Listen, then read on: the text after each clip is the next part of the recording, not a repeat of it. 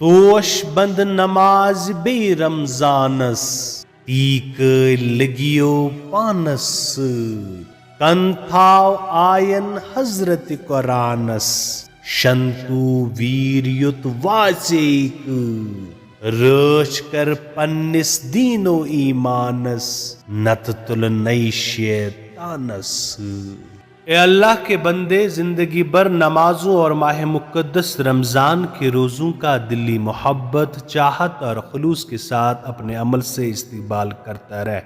یہی وہ گراں بہا سرمایہ ہے جو آخرت میں تمہارے کام آئے گا۔ قرآن شریف کی آیات مبارکہ کو غور و فکر کے ساتھ سن لے۔ اس دنیا میں لاتعداد بہادر بادشاہ اور صاحب دولت آئے، لیکن آج ان کا نام و نشان بھی کہیں نہیں ہے۔